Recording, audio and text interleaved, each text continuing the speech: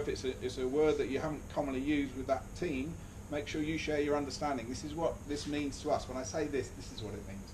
So they're not thinking, oh, he means this. Just that clarity is really important. So if we do all this, now, what do you think the next slide is? Bonus points. Did you say you get points on this?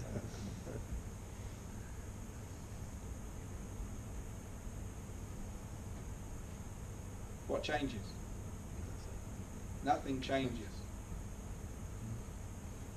A great coach is always having to pursue this within themselves. Never ask, you know, this thing about I'll never ask a player to do something or athlete to do something that we don't do. It's not so much the physicality, it's more the behaviour. So am I striving for excellence? Am I pursuing? Am I doing all these things to help me be the best I can be? Because if I'm doing that, it's an easy place for our athletes to grow in. If you're asking them to do something, they see you and go, you're not even living this yourself. You know, you're saying this, but actually under pressure, you're the one that starts losing your rag and starts shouting at me and shutting down. You're not living by what you want us to live. That's just going to break your credibility right down. And they'll know it, they won't say it, but they'll know it, and they know, here we go, coach is going again. Here we go, heads start going down, we don't no eye contact. They start hiding behind Jimmy here because he's off on one, or she's off on one. It's unacceptable if we're following this principle. We have to start from with us. We need to really start looking at us, what are we doing, and accept it. But what's the only real way we're going to know what we're really doing in coaching sessions and matches? Seeing the athlete's performance. I'm on about more, yes, but I'm on about more self-evaluation of coach behaviour. Sorry? How?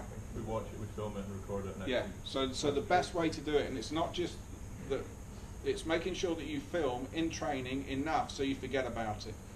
But you film it in a way where you can hear and see yourself, your own behaviours, and see the faces and where the athletes are and when the level of engagement.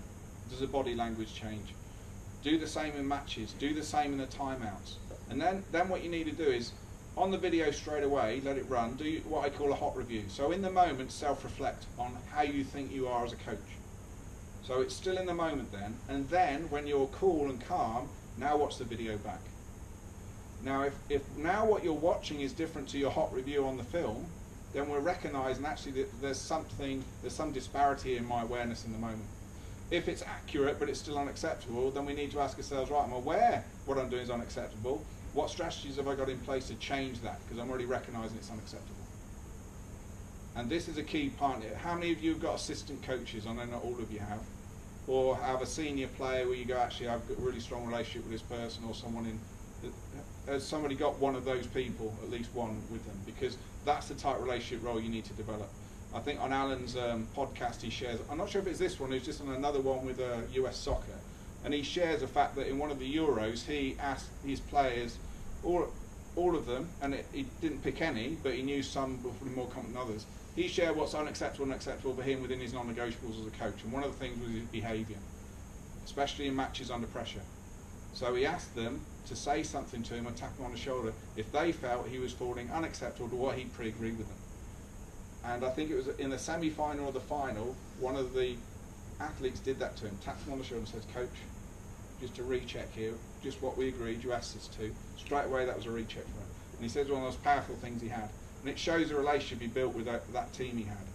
But you've got to have some sort of triggered check. And I don't say trigger is a key word, but something is a relationship where someone can go to you. So I've used sometimes a word, I've said use the word pineapple. So any athlete or someone can go, Coach, pineapple.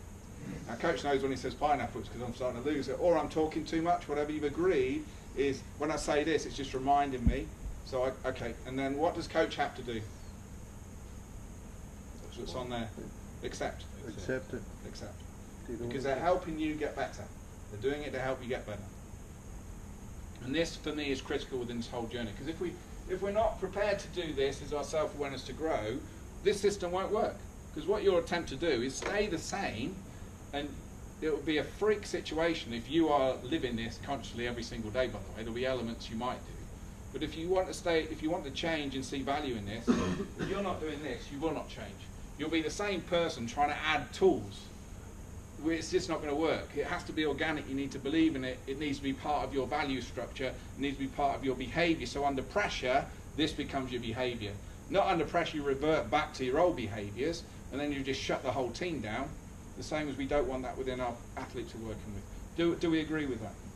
Yep. Wonderful. So this is my crazy model, and don't worry, it will just expand as we grow. But my whole principle is behaviours first. I truly believe that everything stems from behaviours. We can measure behaviours. We can share acceptable or unacceptable behaviours for us as coaches and with our athletes. And we can live by them. Because if the behaviours are right, we will maximise engagement, learning, understanding, which will drive performance, which will impact on the best results you can have. So when we're reviewing a match, what's the first thing we should review after a match? When we watch the video? Sorry? This, yeah. We can't look at this and then backtrack. It's unacceptable. Why is that unacceptable? To look at that and then go, okay, why was that the scoreline? Why is that unacceptable? Why is it not real? Because it doesn't reflect on actual performance. If you play horribly and still win. Yeah. Just like if you play amazing and still lose. Because which standards are we abiding by? The ones that we've agreed with. The ones that we've agreed. So that's all we've got to work on, because if we're pursuing them, we will grow and get better. So the only thing that can happen here, and there's nothing wrong with this, by the way, because it's just a check. This could be awesome. And the execution of what they're doing is what they're asking them to do, but actually looking at it, you would say performance is still unacceptable, because actually now I'm recognising the tactical plays I'm asking them to do is ineffective. That's cool, but what we're saying is I need to just reevaluate my technical and tactical approach, and where I'm prioritising the technical tactical elements of the content of my training, because I'm spending 80% of my time on this, but actually the impact has had that I'm actually, that's being executed 5% of play time. So my content's wrong. The athletes are doing nothing wrong, it's just I'm now aware of my content is ineffective for where we need to grow. But that's part of the process. But we still have to start with the behaviours, because if the behaviours are unacceptable, we can't review any of the content of the technical and tactical. It's impossible, because the behaviours are unacceptable. So if they're not committing to movement patterns, they're not committing to shots, if the communication's unacceptable, then how can we review the tactical if they're not committing to it, if the communication's unacceptable? We can't, can we? Because they're not actually doing it effectively, so why review it? Because the behaviours are unacceptable. So training must be behaviours first, matches must be behaviours first, timeouts must be behaviours first. And then we'll go into the non-negotiables first, but that is utmost. That rises above any technical in any session. Why? Because it drives performance.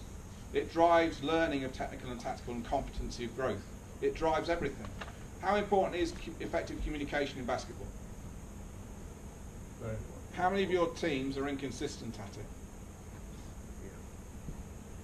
So for me, if I was working within basketball as a coach, I'd say that was one of my non-negotiables. That is one of the things that I must keep alive in every single session and drive before any technical and tactical. Because if I want to change their behaviour in communication, I can't just talk about it now and again. It has to be up there to shift behaviour. And after lunch, I'll show you an example of that, because I'll use that as one of the acceptables, unacceptables, what we film the session when I run the session with tonight.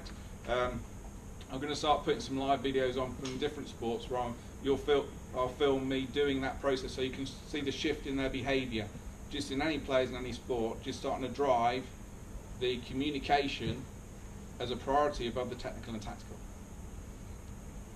So this is number one here.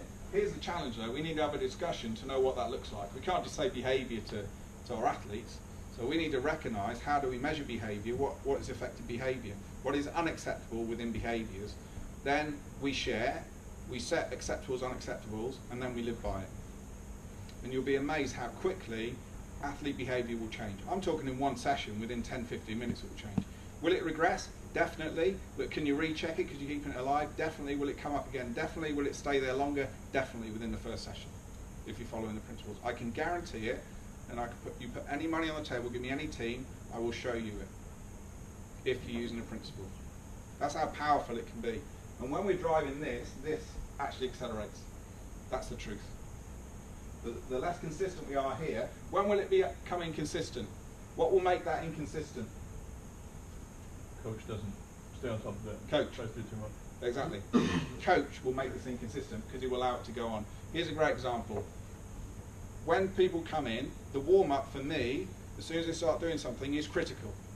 So non-negotiables must be them. One non-negotiable that's very common is when we make a choice, we commit to it with 100%. We don't commit to it 110%, 200%. It's nonsense. It's 100%. If you say there's 200%, what you're saying is 100% is 50%. You just desensitized. It's 100%. So we're just saying we commit 100% when we make a decision. That's it. So if we're doing that, that has to start in the warm-up. So as a coach, I can't start setting up here and have no one scanning the warm-up. I need to scan the warm-up, or have, if I have an assistant coach, that must be one of the roles that we agree in a session. They're looking for it. They're looking for it. Unacceptable. Are the players now sorting it out and self-regulating? No, I let it go. I stop. Guys, we're stopping the warm-up. Why?